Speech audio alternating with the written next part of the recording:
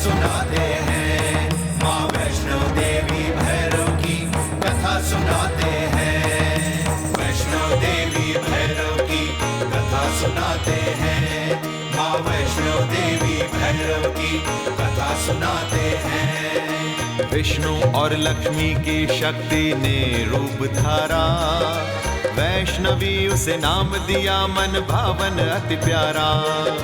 विष्णु और लक्ष्मी की शक्ति ने रूप धारा, वैष्णवी उसे नाम दिया मन भावन अति प्यारा। कथा है वैष्णो देवी की पापी भैरव के वध की, कथा है वैष्णो देवी की पापी भैरव के वध की। वैष्णो देवी भैरव की कथा सुनाते हैं, माँ वैष्णो देवी भैरव की कथा सुनाते हैं।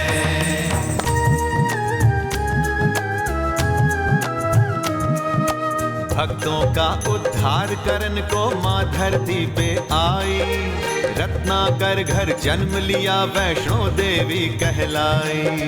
भक्तों का उद्धार करन को माँ धरती पे आई, रत्नाकर घर जन्म लिया वैष्णो देवी कहलाई।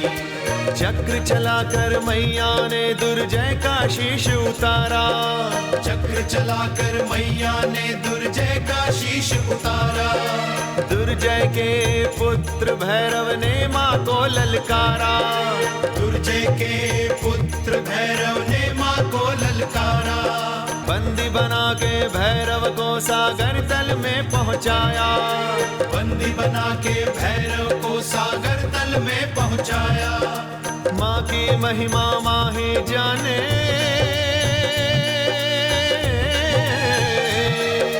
माँ की महिमा माँ ही जाने और न जाने कोई। माँ की महिमा माँ ही जाने और न जाने कोई। कथा है वैष्णो देवी की पापी भैरव के वध की, कथा है वैष्णो देवी की पापी भैरव के वध की। वैष्णो देवी भैरव की कथा सुनाते हैं, माँ वैष्णो देवी भैरव की कथा सुनाते हैं।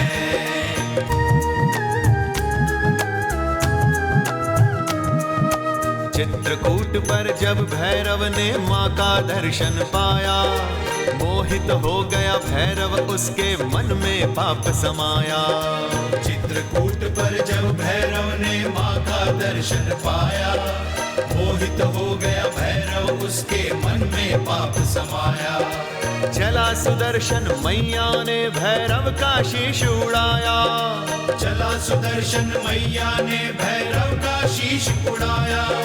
गिरा जहाँ पर शीश स्थान भैरव घाटी कहलाया, गिरा जहाँ पर शीश स्थान भैरव घाटी कहलाया। माँ ने अपने धाम की महिमा,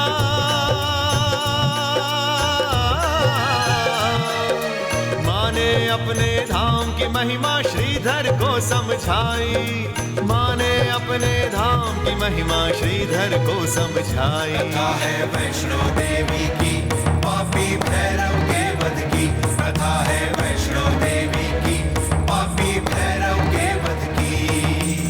वैष्णो देवी भैरव की कथा सुनाते हैं, माँ वैष्णो देवी भैरव की कथा सुनाते हैं।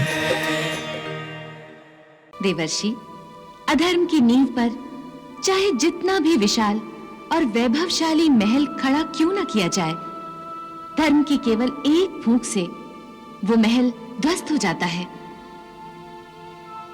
देवर्षि, आप तो जानते ही हैं कि जब जब धर्म का लोप होने लगता है, तब तब अधर्म और अधर्मियों का नाश करने के लिए प्रभु अवतार लेते हैं, और प्रभु की सहायता करने के लिए मैं स्वयं भी अवतार लेती रहती हूँ।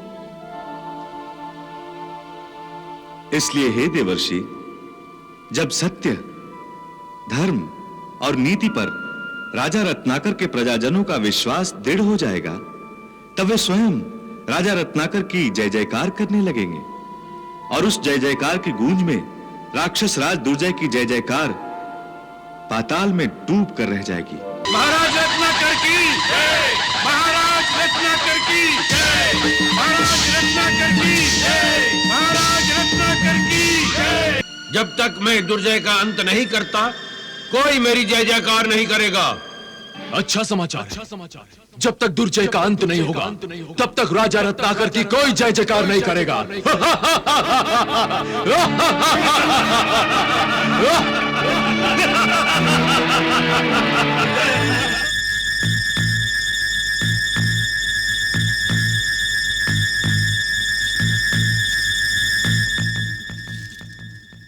महाराज, दाई मां आ रही है।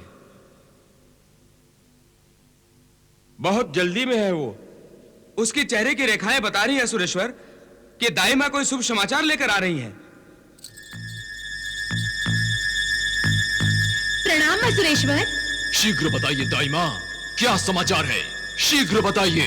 बधाई हो असुरेश्वर, बधाई हो, आप पिता बन गए हैं। बधाई हो महाराज, बधाई हो महाराज, बधाई हो, बधाई हो।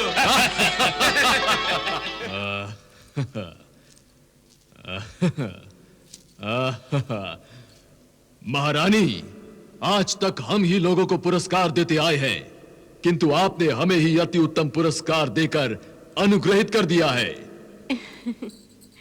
आपकी इस अनुपम भेंट से हम बहुत खुश हैं। आपने हमें पिता बना दिया है महारानी, हम आपके आभारी हैं। ये आप कैसी बातें कर रहे हैं स्वामी? सत्य ही तो कह रहे हैं महारानी, हम बहुत खुश हैं, हम बहुत खुश हैं महारानी। इसलिए हम इसका नाम रखते हैं भैरव। भैरव? भैरव।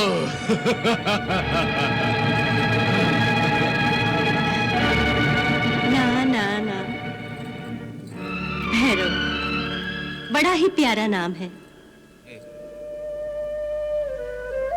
हे मैया, क्या आपकी ममता की वर्षा हम पर कभी नहीं होगी? हे मैया, क्या आप हमारी आशीर्वाद से झोली नहीं भरेंगी?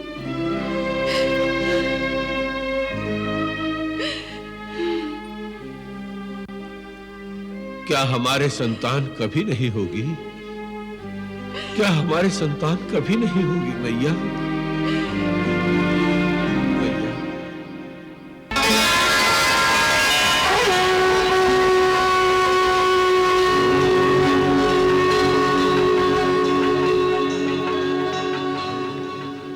मैया। मैया! स्वामी, आप किसे पुकार रहे थे स्वामी? अपनी माता को, माता महालक्ष्मी को। स्वामी? विजया, हाँ? माता ने मुझे फिर से दर्शन दिए, माता ने मुझे फिर से दर्शन दिए। आप बड़े भाग्यशाली हैं स्वामी, जो आप ये सपना बार बार देखा करते हैं। परंतु माता समुद्र से प्रकट होकर हमें क्या समझाना चाहती है? इस स्वप्न का क्या अर्थ हो सकता है विजया? इसका अर्थ यही है स्वामी कि माता महालक्ष्मी की आप पर कृपा दृष्टि हो रही है। मैया हमें संकेत दे रही हैं कि निराश मत हो, आस्था रखो।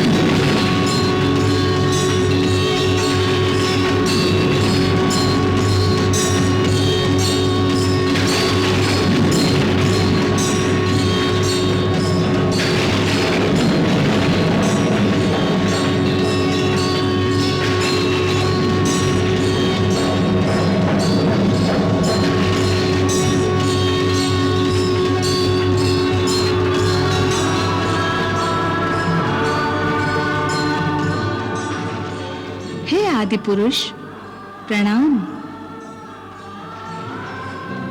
हे आदि माता प्रणाम। हे परमात्मा, हे आदि माता, मुझे क्यों उत्पन्न किया गया है?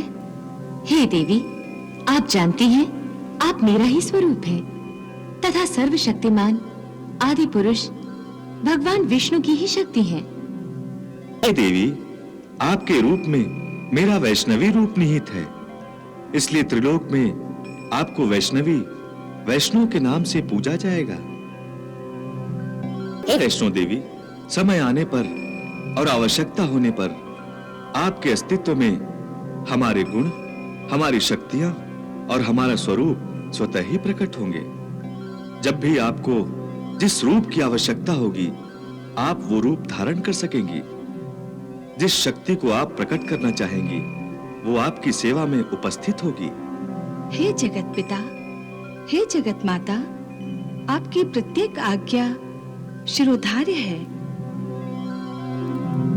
परंतु हे मातेश्वरी, पृथ्वी लोक पर आपने मेरे जन्म के लिए कौन सा स्थान चुना है? हे वैष्णो देवी, पृथ्वी लोक पर आपका जन्म समुद्रराज राजा रत्नाकर की पुत्री के रूप में होगा। जैसी आपकी आज्ञा माता महालक्ष्मी। हे वैष्णो देवी, अब हमारी एक इच्छा की पूर्ति कीजिए। प्रभु, आप मुझे लज्जित न कीजिए, आप विनती नहीं, आज्ञा कीजिए। हे देवी, हम आपको उस छोटी सी बालिका के रूप में देखना चाहते हैं, वही राजा रत्नाकर की पुत्री के रूप को निहारना चाहते हैं। जो आज्ञा प्रभु।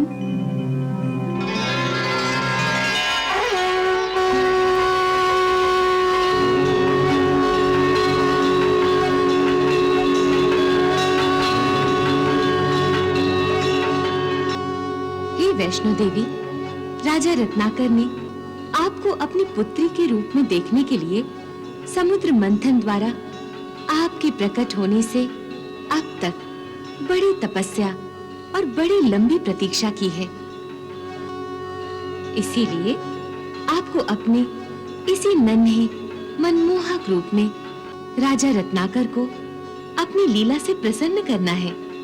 आपकी आज्ञा की पूर्ति मैं उत्तम रूप से करूंगी। अब मुझे आज्ञा कीजिए कि पृथ्वी लोक पर मुझे वैष्णव देवी का अवतार कब लेना है मातेश्वरी? शीघ्र ही।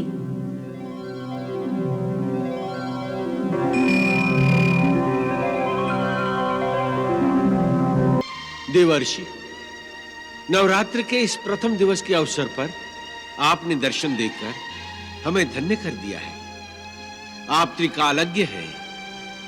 कृपया हमें बताइए कि हमारे प्रारब्ध में क्या लिखा है। नारायण नारायण। राजन, यह आपको भी पता है कि आपके प्रारब्ध में क्या लिखा है। क्या समुद्र से प्रकट होने वाली परब्रह्म स्वरूपिणी महामाया लक्ष्मी को बार बार आपने अपने सपने में नहीं देखा है?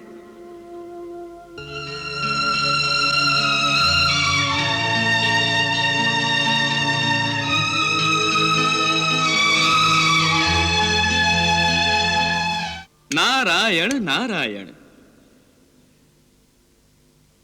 देवी महालक्ष्मी स्वयं आप ही के सपने में दर्शन देकर उस शुभ घड़ी का संकेत दे रही हैं, जिस घड़ी की प्रतीक्षा आप दोनों बड़ी व्याकुलता से कर रहे हैं। परंतु देवर्षि, वो शुभ घड़ी कब आएगी? जब आपकी तपस्या पूर्ण होगी तब। और हमारी तपस्या कब पूर्ण होगी? आपकी तपस्या तब पूर्ण होगी जब आप नवरात्रि की नवमी अथवा दशमी तिथि को कन्या पूजन करेंगे। हाँ महारानी, महाराज, कन्या पूजन सबसे बड़ी तपस्या है। यूं समझो, इस तपस्या की प्रेरणा साक्षात महामाया महालक्ष्मी आपको दे रही है। हाँ मुनिवर, ये तो हम जानते हैं कि कुमारी कन्याएं साक्षात माता महालक्ष्मी का ही अंश होती हैं। और कुमारी पूजन से मनुष्य की सारी व्यथाएं दूर हो जाती हैं। इतना ही नहीं, कुमारी पूजन से संतान की भी प्राप्ति होती है। महारानी विजया, 5 साल से 10 साल तक की बालिकाएं कुमारी कहलाती हैं। भक्त चाहे तो एक कुमारी का पूजन कर सकता है या चाहे तो 10 कुमारियों का पूजन कर सकता है। महाराज रत्नाकर, महारानी विजया, जब तप, व्रत, यज्ञ और दान से माता उतनी प्रसन्न नहीं होती जितनी कन्या पूजन से होती है। अतः आप भी कुमारी पूजन करके महालक्ष्मी को प्रसन्न कीजिए। नारायण नारायण।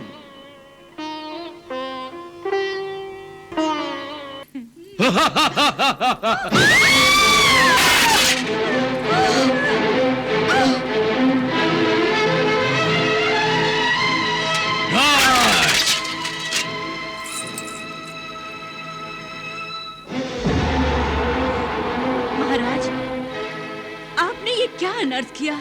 हमने वही किया जो हमको बहुत पहले करना चाहिए था। हम नहीं मानते इन व्यर्थ की पूजा विधियों को, इसलिए हमने नष्ट किया और आपको भी शोभा नहीं देता। महारानी, आप क्यों धर्म भ्रष्ट करने पर तुले हुए हैं? आप समझते क्यों नहीं कि धर्म ही हर संकट का निवारण करता है? हाँ? ये कैसा धर्म है जो एक कन्या की पूजा सिखाता है और हम असुर किसी निर्बल और दुर्बल कन्या को पूज नहीं सकते? ये महामंत्री कहाँ रह गए? वो तो 9 कन्याओं को लाने गए थे, परंतु अभी तक न वो स्वयं लौटे न कोई कन्या ही आई है। महाराज, इतना विलंब भी ठीक नहीं है। महारानी, ये आपके अंदर छिपी ममता है जो जल्दी से कुमारी पूजन करने के लिए अधीर हो रही है। परंतु भक्तों को यूं धीरज खोना शोभा नहीं देता। कुछ समय और धीरज रखिए। महाराज, आप पुरुष हैं, इसलिए ममता की व्याकुलता आप समझ नहीं पा रहे हैं। इतने ही व्याकुल हो तो मातेश्वरी से ही विनती करो कि वो स्वयं कन्या बनकर आए। मातेश्वरी यदि मुझ पर प्रसन्न हो जाएं, तो ये लीला भी दिखा सकती हैं।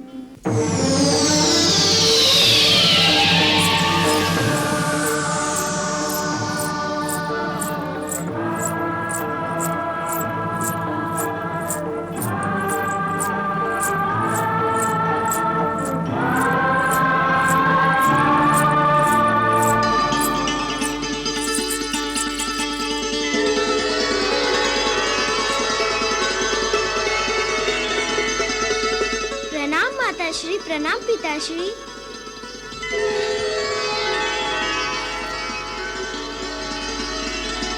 तुमने मुझे माताश्री कहा और मुझे पिताश्री? कहते हैं राजा और रानी प्रजा के माता पिता होते हैं, तो आप भी मेरे माता पिता हुए ना? हाँ पुत्री, हाँ। हाँ पुत्री, हम ही तुम्हारे माता पिता हैं। पुत्री, तुम बहुत सुंदर हो और बहुत प्यारी भी। तुम्हें देख के ऐसा लगता है कि तुम स्वर्ग से धरती पर उतर आई हो। बड़े भाग्यवान हैं तुम्हारे माता पिता, जो उन्हें तुम जैसी अति सुंदर पुत्री प्राप्त हुई है। बताओ पुत्री, क्या नाम है तुम्हारे माँ बाप का?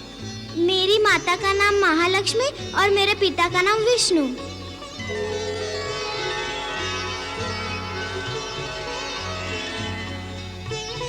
विष्णु, महालक्ष्मी, तो फिर पुत्री तुम्हारा नाम क्या है?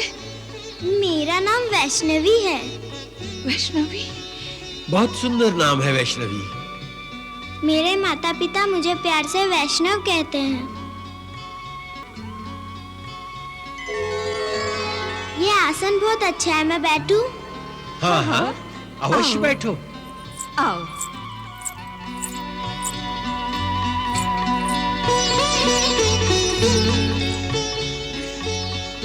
महाराज, शेष 8 आसनों पर किसे बिठाएंगे? महामंत्री जी ने तो एक ही कन्या भेजी है, अन्य 8 कहाँ हैं? आ रही हैं। तुम्हें कैसे पता? मेरी ही तो बहनें हैं वो 8। अच्छा, तुम सब 9 बहनें हो? हाँ। तुम्हारी शेष बहनें हैं कहाँ?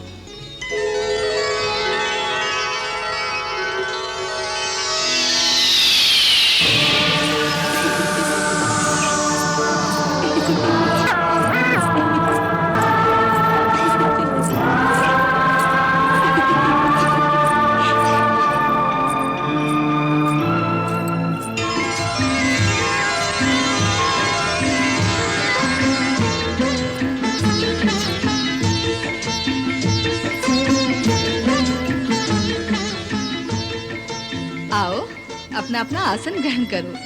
हाँ सब एक से एक तेजस्विनी। हाँ आओ आओ यहाँ वहाँ बैठो। हाँ चलो। यहाँ महाराज, लगता है देवियों ने बालिकाओं का अवतार धारण किया है। बच्चियों, अपना अपना नाम तो बताओ। मुझे सरस्वती कहते हैं। मैं लक्ष्मी हूँ। कालिका हूँ। मैं कामाक्षी हूँ। मैं मंगला हूँ। दुर्गा हूँ। मैं पार्वती हूँ। और मैं वैष्णवी, है ना? अरे वाह, सभी देवियों के नाम हैं। हम सभी देवियां ही तो हैं।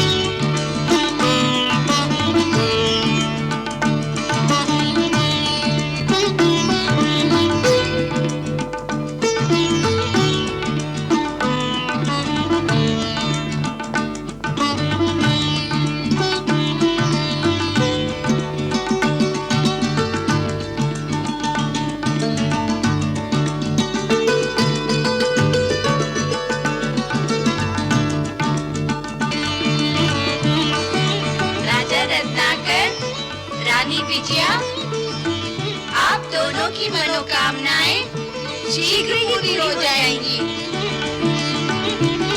आप हमें आज्ञा दीजिए राजन। हे नवदुर्गा, रुक जाओ। मैं आप सभी को आपके घर पहुंचाने के लिए रथ का प्रबंध करता हूँ। नहीं राजन, इसकी कोई आवश्यकता नहीं। जैसे हम आए थे वैसे ही चले जाएंगे। रुक जाओ प्यारी बच्चियों, रुक जाओ। केवल आपके आने से ऐसा लग रहा है कि हमारा जीवन धन्य हो गया है। रुक जाओ। स्वामी, उन्हें रोकिए, उन्हें रोकिए स्वामी, इन्हें रोकिए। रुक जाओ, रुक जाओ, रुक जाओ, रुक जाओ बच्चियों।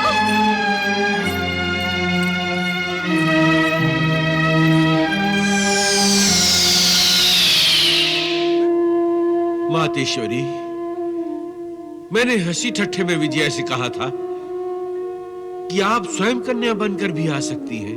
और आपने 9 बालिकाओं का अवतार धारण करके हमें दर्शन भी दिए। आपने हमें अपना परिचय भी दिया, परंतु हम मूर्ख ज्ञानी आपको न जान सके न पहचान सके। हमें क्षमा कर दीजिए, हमें क्षमा कर दीजिए। यदि आप हमें वैष्णव बालिका का रूप फिर से दिखाएं, तो हम मानेंगे कि आपने हमें क्षमा कर दिया। हमें वैष्णो देवी का दर्शन कराइए मातेश्वरी, दर्शन कराइए।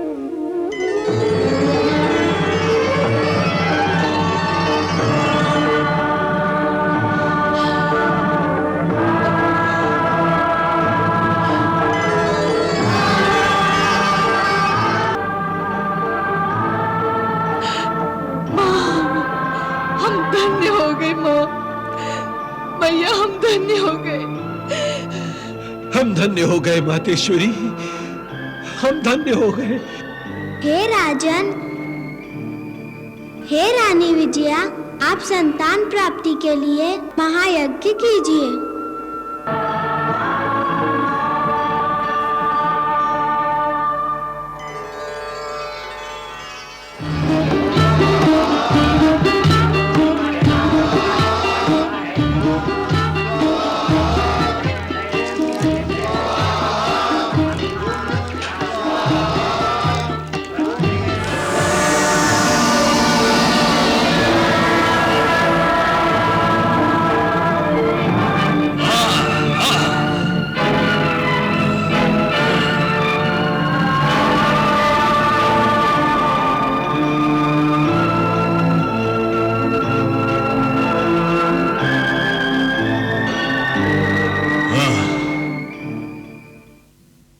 राक्षस राज, वन में ये सुंदरी कहां से आ गई, वो भी अकेली?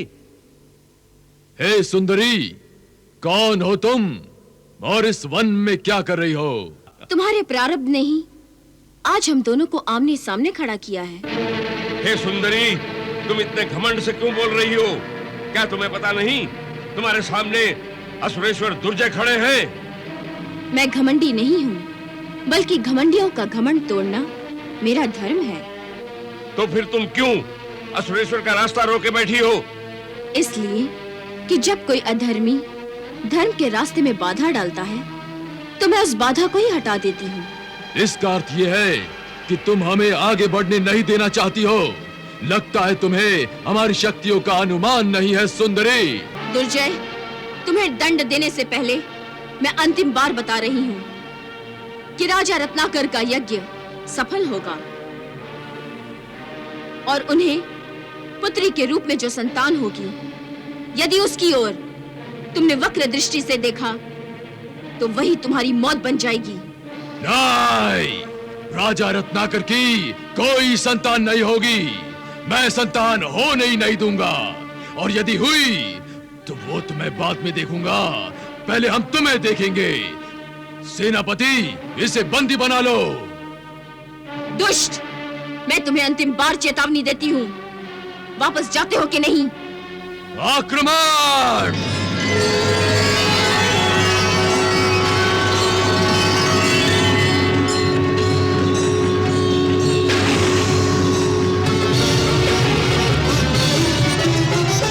दुर्जय दानव दल बल के संग लड़ने को बढ़ता आए, ले क्षुद्र शक्ति का अहंकार महाशक्ति पे शस्त्र चलाए। कैसा युद्ध है ये, कैसा युद्ध है?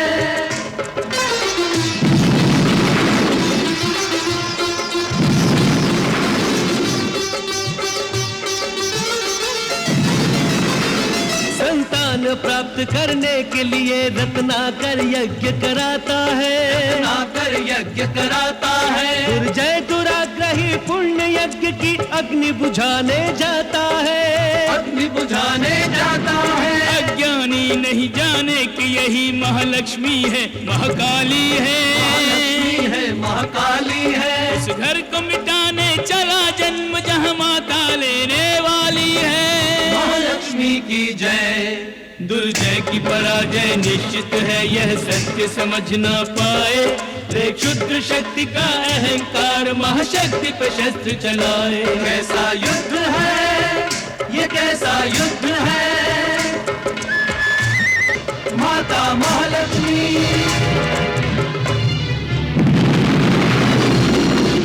दुर्जय, अब मैं तुम्हें मिटाकर इस युद्ध को ही समाप्त करती हूँ। रुक जाओ दुष्ट।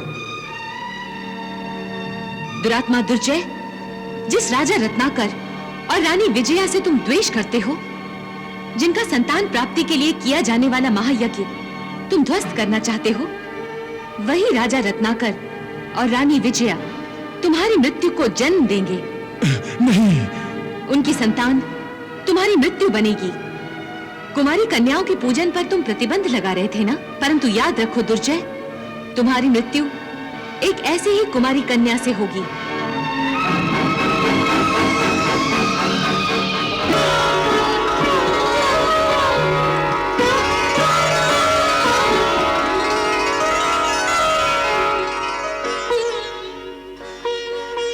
हे राजा रत्नाकर, रानी विजया, संतान प्राप्ति के लिए आपका यज्ञ सफल हो गया है। आप इस यज्ञ प्रसाद को ग्रहण कीजिए, आपकी मनोकामना पूर्ण हो जाएगी।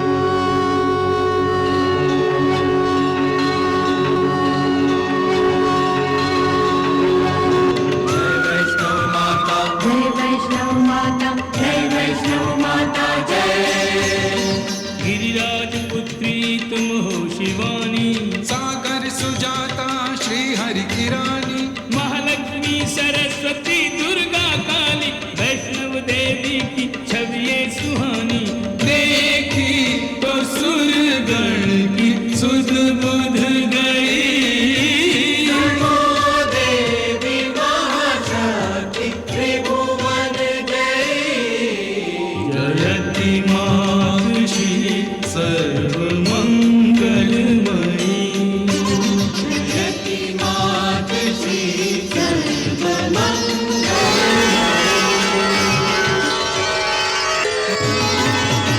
पृथ्वी के जीवों पे करुणा लुटाना हमसे हमारे भी नाते निभाना।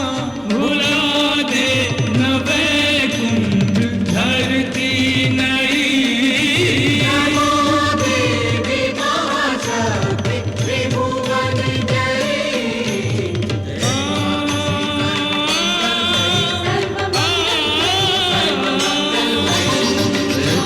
श्री सर्वमंगलमयी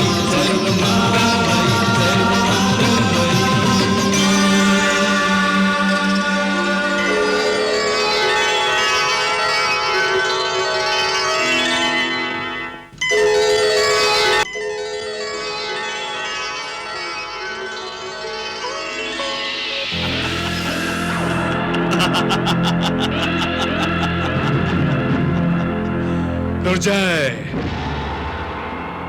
हम तुम्हारे पापी चंगुल से मुक्त हो गए हैं। हम मुक्त हो गए हैं।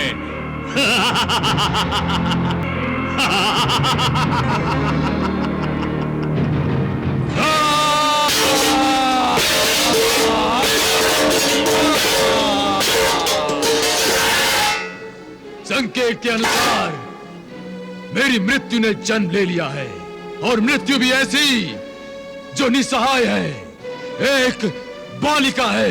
घुटनों के बल चल चल नन्ही वैष्णवी ने सुने सुने आंगन को स्वर्ग बनाया है। बाल्यकाल के सुखों से झोली भर देने का महालक्ष्मी ने निज वचन निभाया है।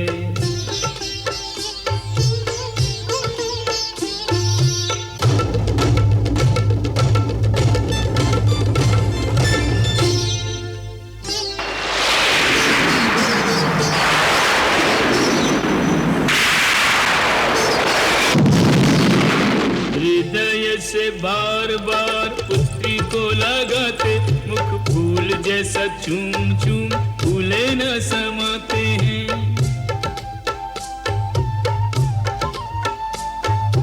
आगे पीछे दौड़े एक पल न अकेला छोड़े, आंखों से ओझल हो तो डर डर जाते हैं।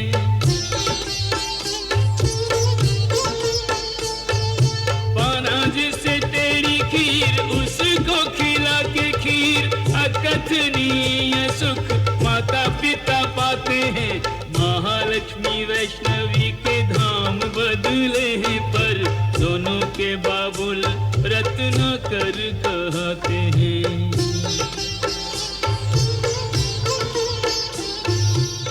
विकराल, हे सुबहू, हे दुष्ट बुद्धि, प्रकट हो, प्रकट हो।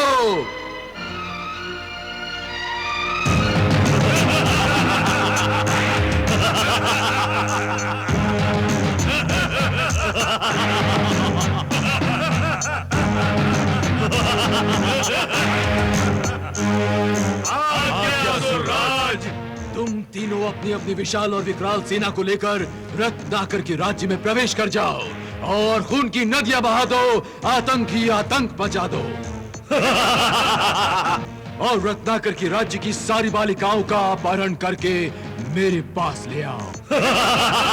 रत्नाकर के राज्य की सारी बालिकाएं जब मेरे पास बंदी होगी, तब रत्नाकर स्वयं अपने हाथों से अपनी पुत्री वैष्णव को मेरे हवाले करने पर विवश हो जाएगा।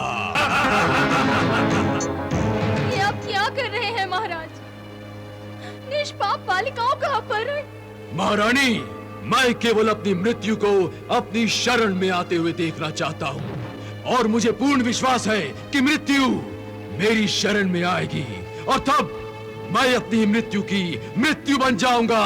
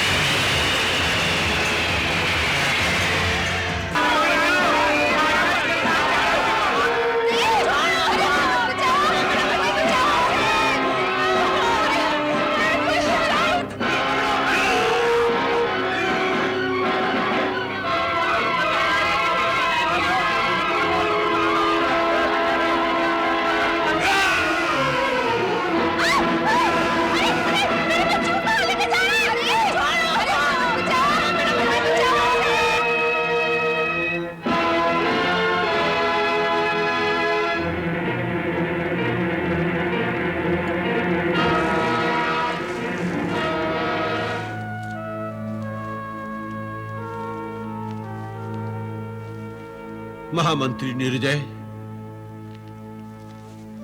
अब हमें राजा कहलवाने का कोई अधिकार नहीं रहा।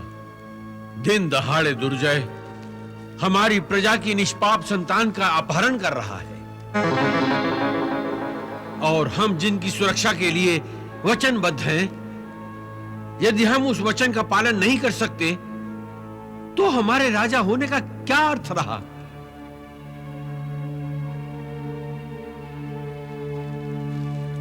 जब तक हमने स्वयं पिता होने का सुख नहीं भोगा था, हम वास्तव में ये नहीं समझ सकते थे कि अपने हृदय के टुकड़े से अलग होना कितना कठिन होता है।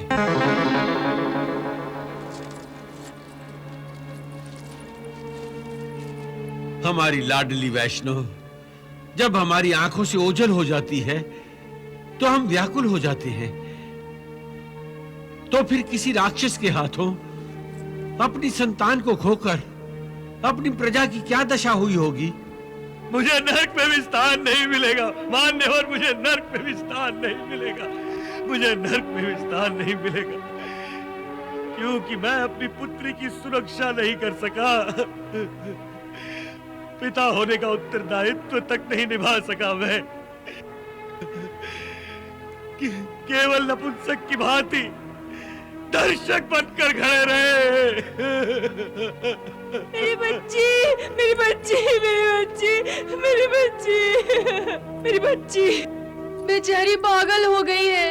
वो दुष्ट है ना, वो मेरी बच्ची को उठा कर ले गया, वो उसे मार डालेगा। मेरी बच्ची, मेरी बच्ची।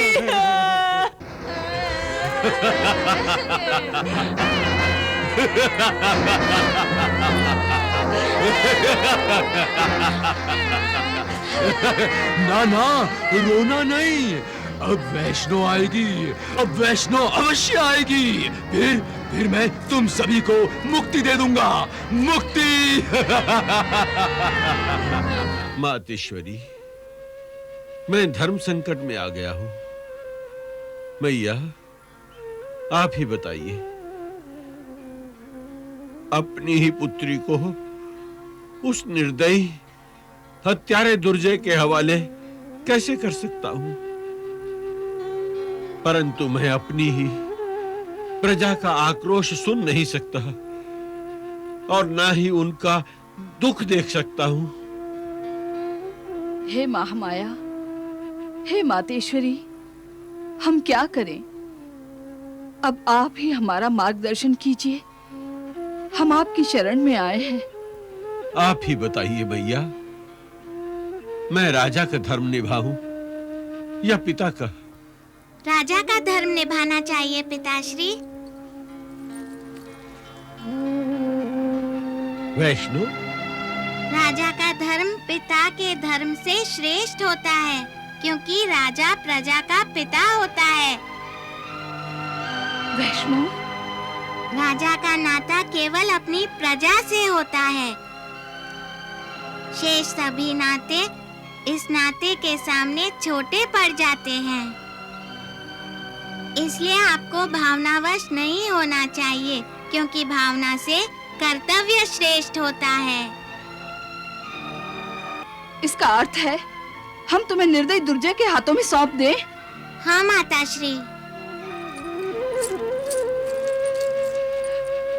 वैष्णो, ये तुम क्या कह रही हो? क्या कोई भी माँ बाप अपनी संतान को मृत्यु के हवाले जानबूझकर कर सकते हैं? दुर्जय मृत्यु नहीं है माताश्री। और वो निर्दयी है पुत्री। परंतु आप दोनों तो दयालु जन हैं माताश्री। आपका मन प्रजा के दुख से पीड़ित हो जाता है। परंतु वैष्णो, हम तुम्हें खोना नहीं चाहते, तुम्हें खोना नहीं चाहते। आप भूल रहे हैं पिताश्री, मैं आपकी हूँ और आपकी नहीं भी हूँ। ये तुम क्या कह रही हो वैष्णो? पिताश्री, मुझ पर केवल आप ही का अधिकार नहीं है, सारे संसार का भी अधिकार है। फिर भी हम तुम्हें खोने का साहस कैसे जुटाएं? इस सृष्टि का यही नियम है, जो पाता है वो खोता है। एक न एक दिन आप मुझे खोने ही वाले हैं पिताश्री। नहीं वैष्णो, नहीं। ऐसा मत कहो, हम तुम्हें खोना नहीं चाहते। हम तुम्हें खोना नहीं चाहते। पिताश्री, देवर्षि नारद ने आपको पहले ही बताया था कि आप दोनों अपनी ममता को कभी मेरे रास्ते में नहीं आने देंगे। क्या आप देवर्षि नारद की सारी बातें भूल गए? नहीं पुत्री। क्या आप अपने दिए हुए वचन का पालन नहीं करेंगे? करूंगा पुत्री। क्या आप अपने धर्म का पालन नहीं करेंगे? अवश्य करूंगा वैष्णो, अवश्य करूंगा। तो फिर निश्चिंत होकर मुझे दुर्जय के हवाले कर दीजिए पिताश्री। विलंब मत कीजिए पिताश्री, विलंब मत कीजिए। देखिए सूर्यास्त होने लगा है।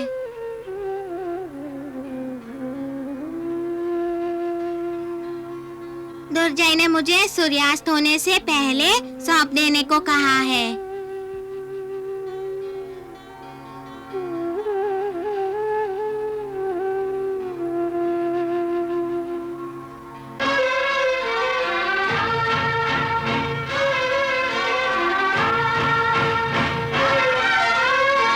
हमारी पुत्रियों को दुर्जय के राक्षस उठाकर ले गए महारानी। हमारी पुत्रियों को दुर्जय के राक्षस उठाकर ले गए।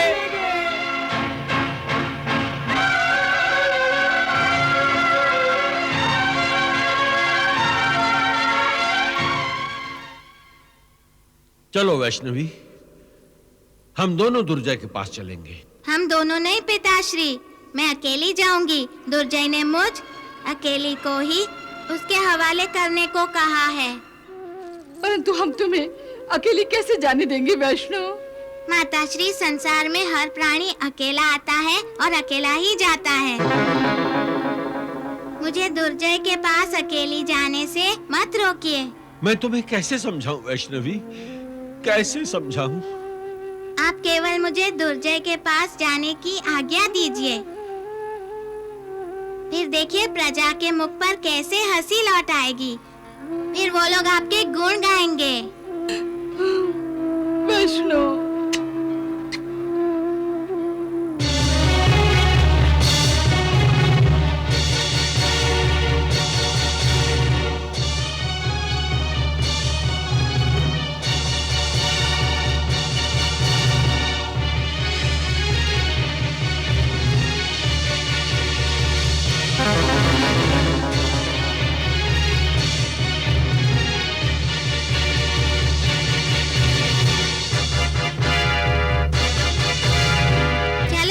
थी?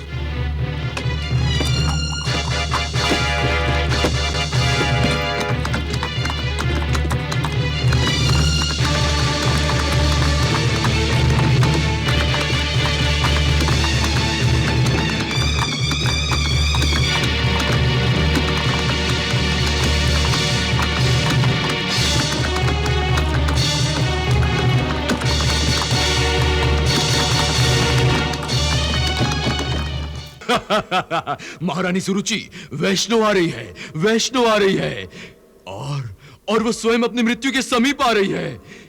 और मैंने उसके स्वागत के लिए दुष्ट बुद्धि, सुबाहु और विकराल को भेज दिया है।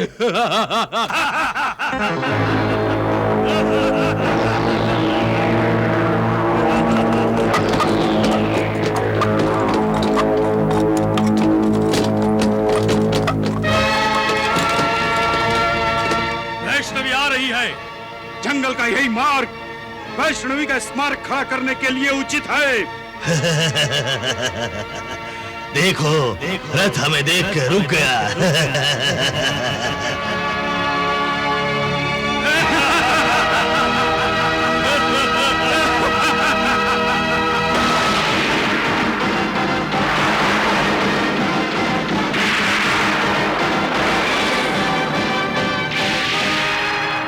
ये बच्ची तो मायावी है। इसकी माया के साथ हम इसे नष्ट कर पाएंगे।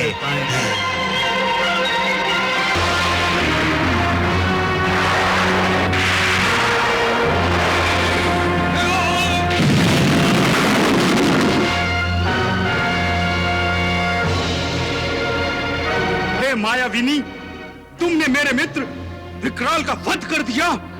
हाँ सुबाहु, क्योंकि विकराल की आयु समाप्त हो चुकी थी और तुम्हारी आयु समाप्त होने में कुछ ही पल शेष रह गए हैं।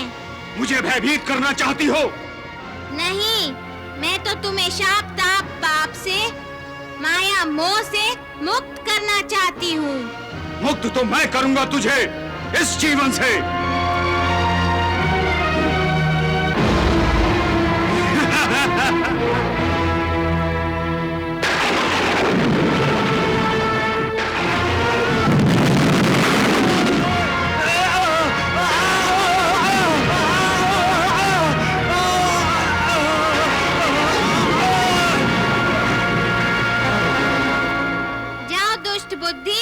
दुर्जय से जाकर कहो, यदि उसने सूर्यास्त होने से पहले सभी बालिकाओं को मेरे हवाले नहीं किया, तो उसके जीवन का सूर्य सदा के लिए अस्त हो जाएगा।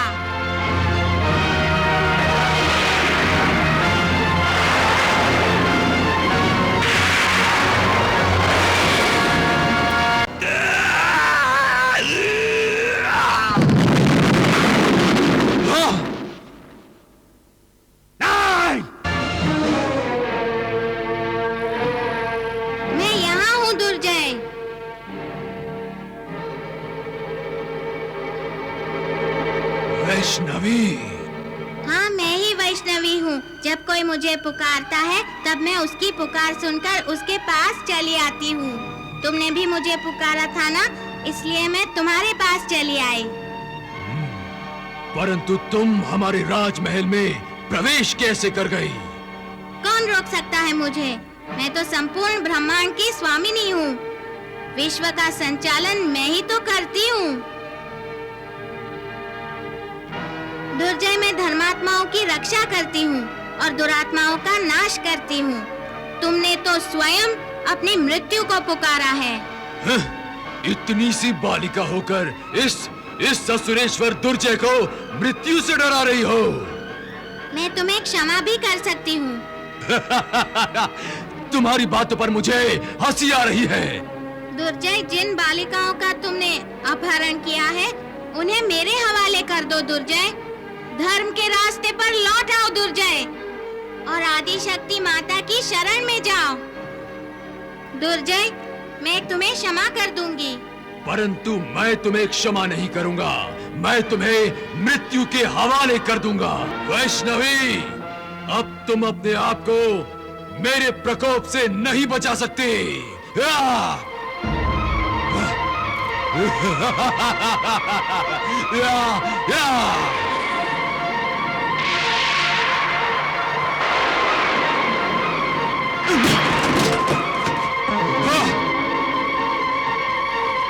मायाविनी, तुम अपनी माया से मुझे भ्रमित करना चाहती हो, किंतु मैं स्वयं महान मायावी हूं। देखो मेरा चमत्कार, सावधान।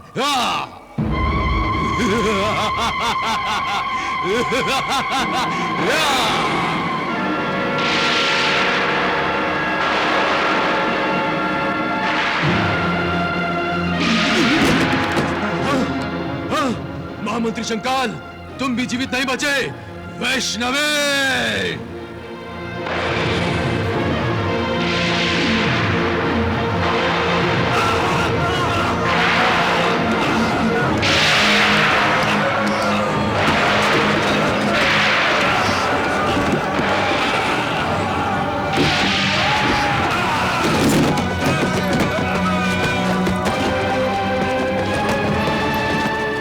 वैष्णवे!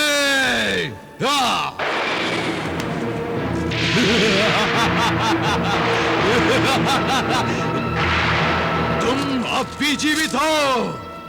मूर्ख, मैं तो अजन्मा हूँ, जन्म मरण से एकदम परे हूँ, परंतु तुम मृत्यु से परे नहीं हो। तुम एक नश्वर प्राणी हो। मैं अमर होना चाहता हूँ और तुम्हें खत्म करके मैं अमर हो जाऊंगा। अधर्मी, तुम्हारा दुराचार चरम सीमा पार कर चुका है। तुम्हारे पाप का घड़ा भर चुका है। वैष्णवे!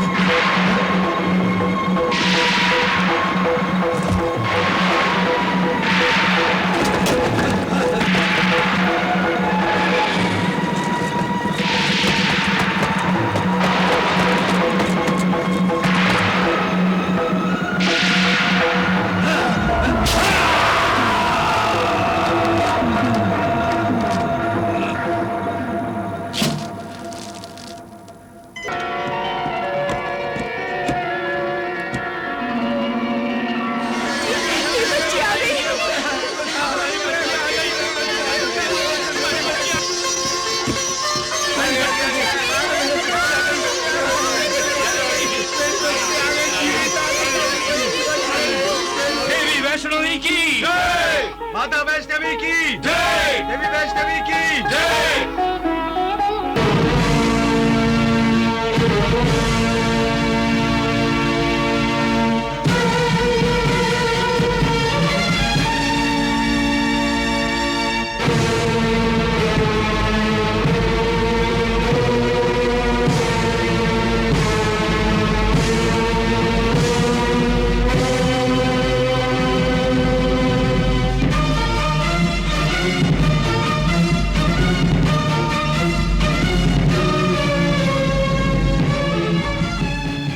दुष्टी, पिताश्री की लाश कहाँ है?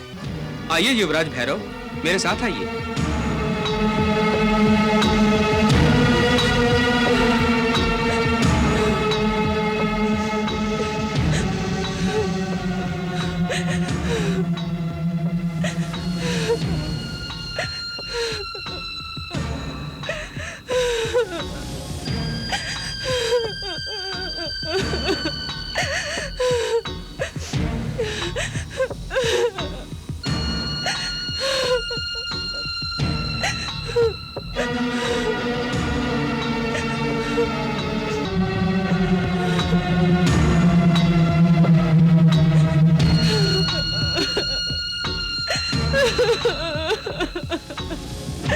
पुत्र मेरा,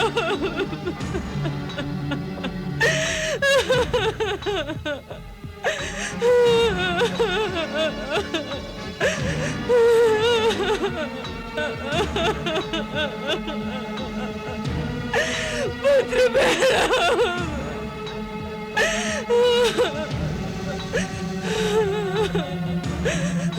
दुष्टी, जी युवराज। हमारे पिताश्री के अंतिम संस्कार की व्यवस्था शीघ्र ही की जाए। हम उनकी चिता से आग लेकर अपने शत्रुओं का राज्य जलाना चाहते हैं।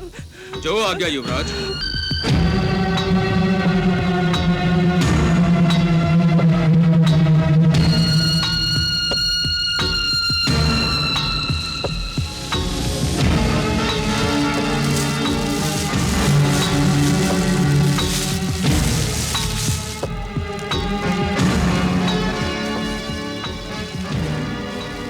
पिताश्री, आपकी ये चिता सदा ही मेरे हृदय में जलती रहेगी। जिस राजा रत्नाकर और राजकुमारी वैष्णव ने आपको मृत्यु के हवाले कर दिया, उस राजा रत्नाकर और राजकुमारी वैष्णव को मैं मृत्यु के हवाले कर दूंगा और उन दोनों के साथ उनकी नगरी को चिता बनाकर भस्म कर दूंगा।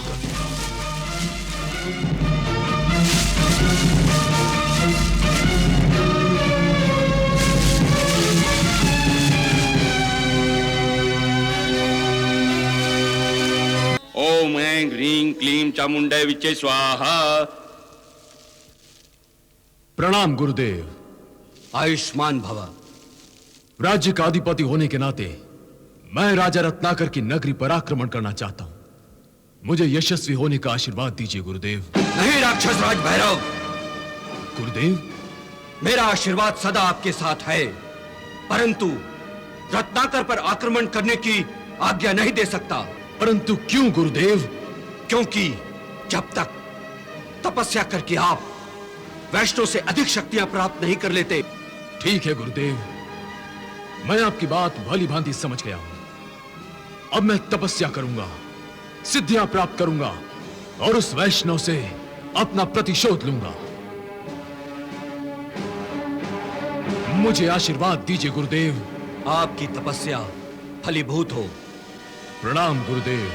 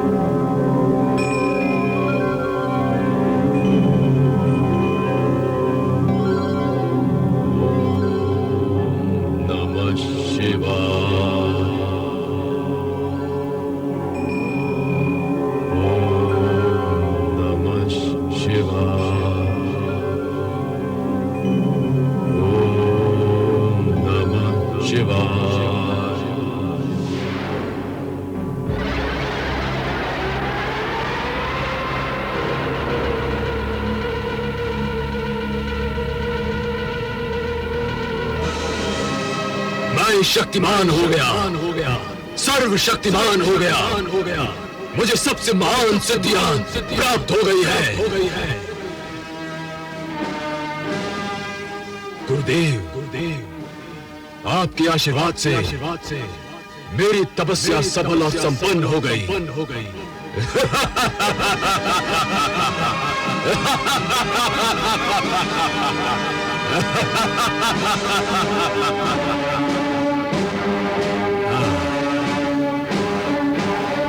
महाराज भैरव जी,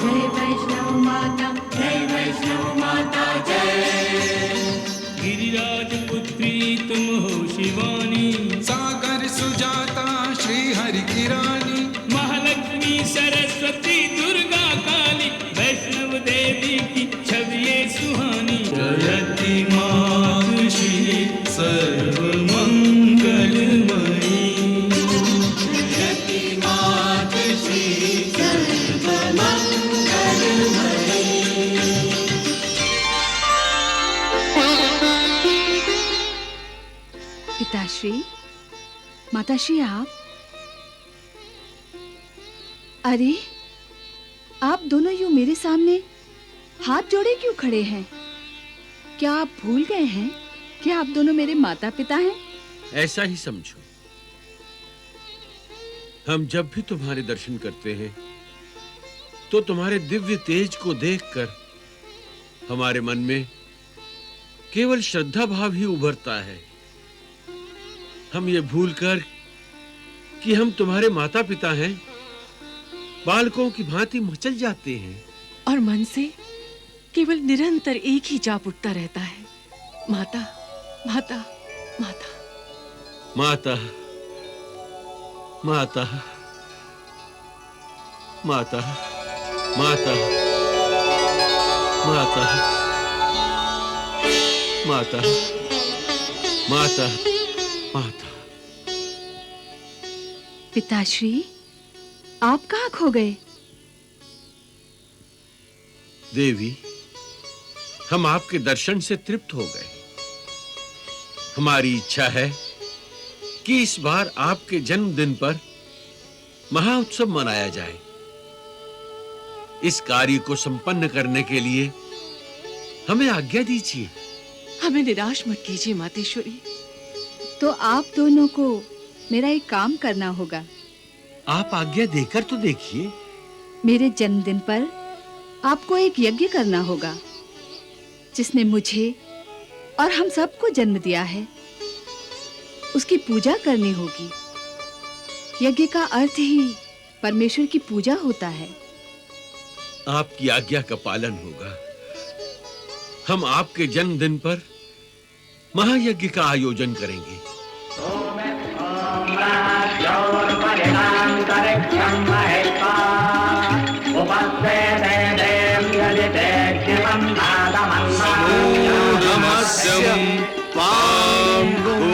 स्वाहा ओम इदं विष्णु विच्च कर्मे त्रेधा निधते।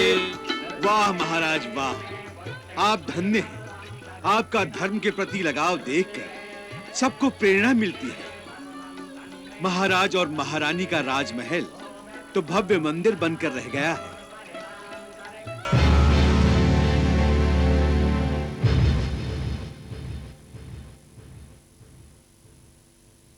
गुरुदेव, आपके आशीर्वाद से मैंने वर्षों की घोर तपस्या से इतनी सिद्धियां प्राप्त कर ली है कि अभी आपने जो मेरे माथे पर तिलक लगाया है उसे शीघ्र ही मैं विजय तिलक में बदल कर दिखाऊंगा। हे असुरराज, अब आपकी सिद्धियों और असुरों की शक्ति के चिन्ह इस तलवार की परीक्षा की घड़ी आ गई है।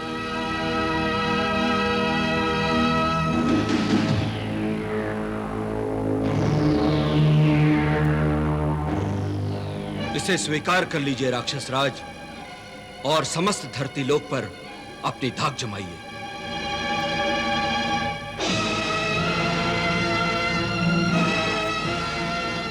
अवश्य गुरुदेव, अवश्य। तुम वैष्णव से विवाह करना चाहते हो? हाँ माताश्री। परंतु तुम तो उसे अपने शत्रु समझते हो, उसे युद्ध करना चाहते हो। हाँ, परंतु मैं युद्ध को युद्ध नहीं, स्वयंवर समझकर लड़ना चाहता हूं। मैं अपनी शक्ति और पराक्रम से उसे जीतना चाहता हूं और उसे जीवन भर के लिए अपनी बंदी बनाना चाहता हूं।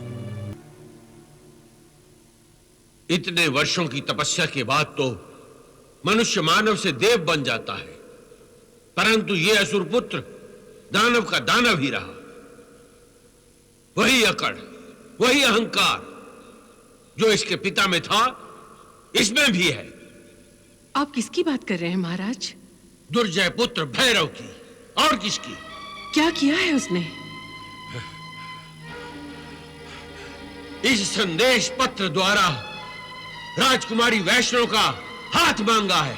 मेरा यह सुझाव है कि हम पहले राजा रत्नाकर के राज्य में युद्ध की क्या तैयारियां हो रही हैं, यह जानने के लिए हम अपने कुशलतम गुप्तचरों को वहां भेजें। आपका सुझाव उचित है, परंतु रत्नाकर के राज्य में गुप्तचर भेजने की कोई आवश्यकता नहीं है। फिर कौन पता लगाएगा कि वहां क्या हो रहा है? सेनापति, हम, स्वयं हम।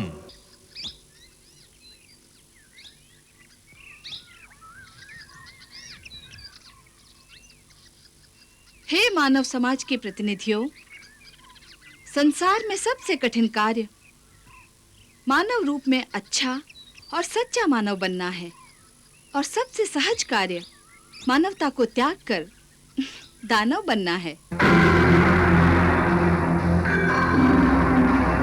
यदि आप सब अच्छे और सच्चे मानव बनना चाहते हैं, तो इसका एकमात्र उपाय है प्रेम। प्रेम ही मानव को सच्चे रूप में मानव बनाता है।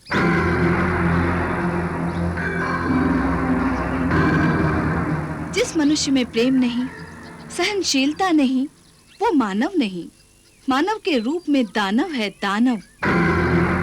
कौन है ये सुंदरी? और इस यौवन की हरी भरी वसंत ऋतु में इसने सन्यासियों का नीरस रूप क्यों धारण किया है? चलकर पता करना चाहिए।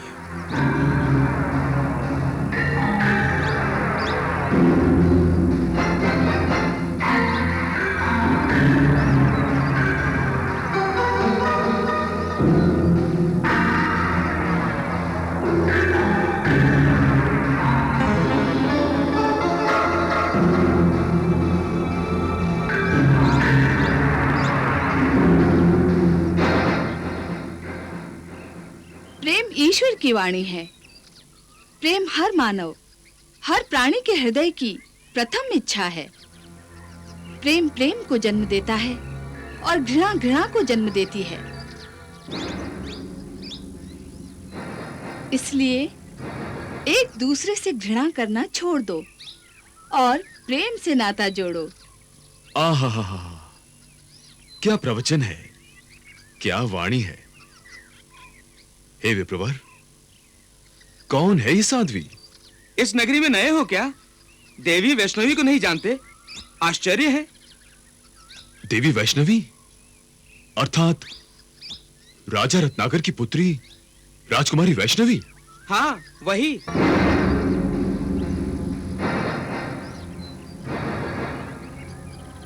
तब तो सचमुच आश्चर्य होना चाहिए। प्रेम के एक दीपक से हजारों दीप जलाए जा सकते हैं और घृणा के घोर अंधकार को नष्ट किया जा सकता है। हे देवी, मैं भी आपसे प्रेम का पाठ पढ़ना चाहता हूं।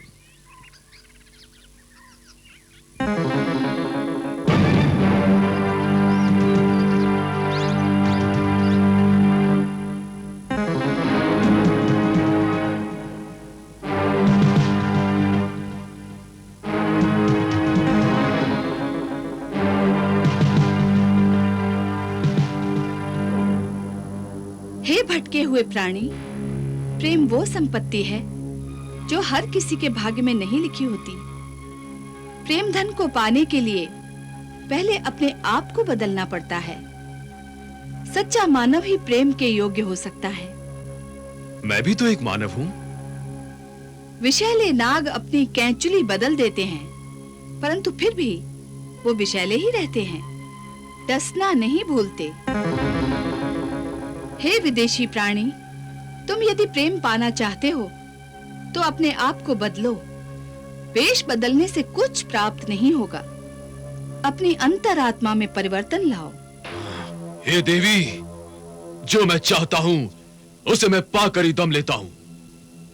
पाना प्रेम नहीं है, स्वार्थ है। प्रेम में अपने आप को खो देना ही सच्चा प्रेम है। और तुम में खोने का न तो साहस है न बूता। इसीलिए तुम जिसे पाना चाहते हो उसे भूल जाओ। कैसे भूल जाऊं? पहले तो मैं तुम्हें विवाह बंधन द्वारा बंदी बनाकर जीवन भर तुमसे अपने पिताश्री की मृत्यु का प्रतिशोध लेना चाहता था, पर तुम जैसी सुंदरी को देखकर प्रतिशोध की जगह प्रेम ने ले ली। अब मैं तुम्हें प्राप्त के बिना नहीं रह सकता, नहीं रह सकता। क्या सोच रहे हो वत्स? तुम मेरी वास्तविकता जान गई हो राजकुमारी कि मैं कौन हूं। तो अब मैं तुम्हें यह भी बता देना चाहता हूं कि मैं तुम्हें प्राप्त करना चाहता हूं।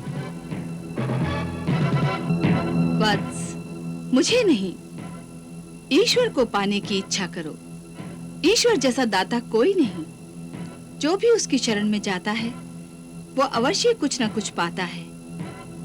ईश्वर की आराधना से ही सुख, शांति, समृद्धि, समाधान तथा तृप्ति मिलती है। तुम जब मेरी धर्म पत्नी बनोगी तभी तो मुझे सुख, शांति और तृप्ति प्राप्त होगी। ये क्या कह रहा है? एक साध्वी से सांसारिक प्रलोभन और लगावट की बातें कर रहा है। ये तो हमारी राजकुमारी का अपमान है, घोर अपमान है। ये हमारा अपमान है, घोर अपमान है। ये हमारा अपमान है, घोर अपमान है। ये हमारा अपमान है। परंतु है ये कौन जो इतना दुस्साहस दिखा रहा है? जो भी है, हमें इसे बंदी बना लेना चाहिए। बंदी बना लेना चाहिए।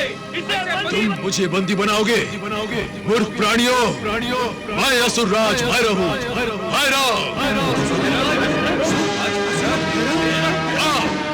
और तुम्हें तुम्हारे दुस्साहस का दंड दूंगा। हम तुम्हें दंड देंगे। तुमने देवी वैष्णवी का अपमान किया है। हम तुम्हें नहीं छोड़ेंगे। नहीं छोड़ेंगे। हम तुम्हें नहीं छोड़ेंगे। तुम्हें नहीं छोड़ेंगे। मुझे पकड़ोगे?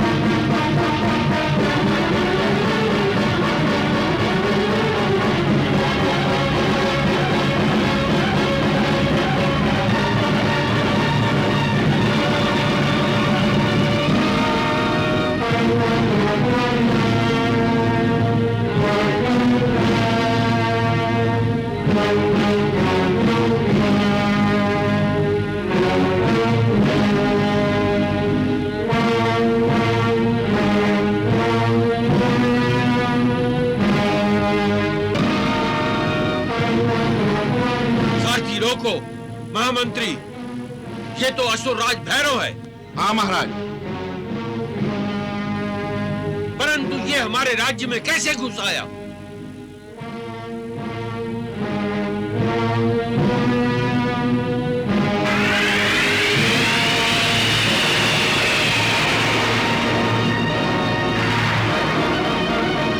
महामंत्री, आक्रमण करके बंदी बना लो इसे।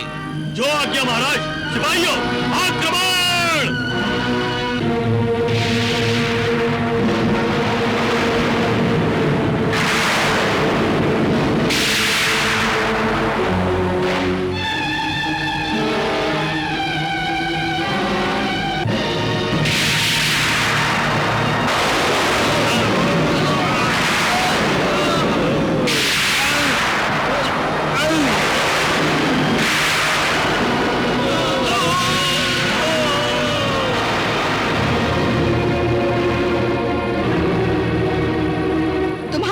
केवल नष्ट कर सकती है भैरव, निर्माण नहीं कर सकती। अन्यथा तुम उस बच्चे को जीवित कर दिखाते। बच्चे को तो मैं मृत्यु की नींद से नहीं उठा सकता, परंतु मैं तुम्हें अवश्य उठाकर ले जाऊंगा। जो तुम्हारे भाग्य में नहीं है उसे पाने की चेष्टा व्यर्थ है भैरव। जो मैं पाना चाहता हूं उसे मैं पाकर ही रहता हूं। तुम अपनी इच्छा से मेरे साथ नहीं आना चाहती, इसलिए मैं तुम्हें बलपूर्वक उठाकर ले जाऊंगा और तुमसे विवाह करूंगा।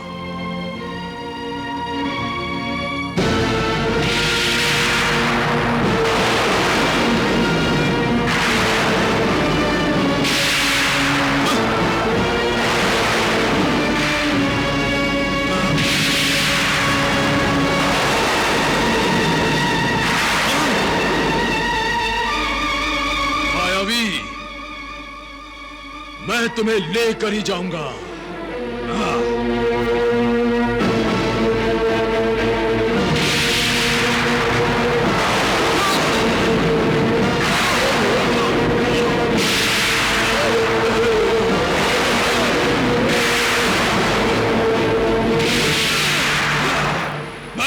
छोड़ूंगा वैष्णवी। मैं इस अपमान का बदला अवश्य लूंगा। वैष्णो देवी भैरव की कथा सुनाते हैं, माँ वैष्णो देवी भैरव की कथा सुनाते हैं।